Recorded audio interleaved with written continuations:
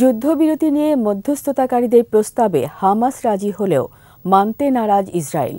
বরং ফিলিস্তিনের রাফা শহরে নতুন করে হামলায় অন্তত ১২ জন নিহত হয়েছে।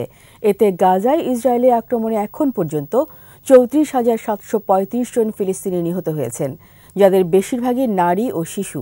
আরও জানাচ্ছেন আজহারুল ইসলাম। ওয়ালটন ফ্রিজ কিনে অনেকের মতো আপনিও হয়ে যেতে পারেন মিলেনিয়াল। সেরা পণ্যের সেরা অফার। কাতার ও মিশরের মধ্যস্থতায় গাজায় যুদ্ধবিরতি ও বন্দীদের মুক্তির জন্য একটি চুক্তিতে সম্মত হয়েছে ফিলিস্তিনের স্বাধীনতাকামী সশস্ত্র গোষ্ঠী হামাস। কিন্তু ইসরায়েল বলেছে এ প্রস্তাবের শর্তগুলো তাদের দাবিমতো হয়নি। তারা বলছে এই চুক্তির বিষয়ে আরও আলোচনা চালিয়ে যাবে, পাশাপাশি বিষয়টি নিয়ে নিজেদের মধ্যে পরামর্শ করবে বলেও জানায় ইসরায়েল। দুপক্ষের মধ্যে যখন আলোচনা চলছে, তখন রাফার পশ্চিমাঞ্চল তাল আস সুলতান এলাকায় বোমা হামলা চালায় ইসরায়েলি সেনারা। এতে শিশু, নারীসহ নিহত হন বহু মানুষ। এর আগে সোমবারও ইসরায়েলি বাহিনী রাফায় আক্রমণ চালায়।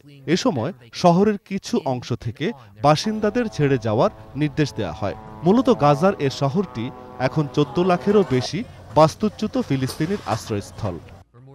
টানা ৭ মাসের আগ্রাসনে গাজা উপত্যকার বিলিয়ন ডলার ক্ষতি করেছে ইসরায়েল। এই আগ্রাসনে অন্তত ৮০,০০০ ঘরবাড়ি ধ্বংস হয়েছে। এসব আবাসন ইউনিট পুনর্নির্মাণে ৮০ বছর সময় লাগতে পারে।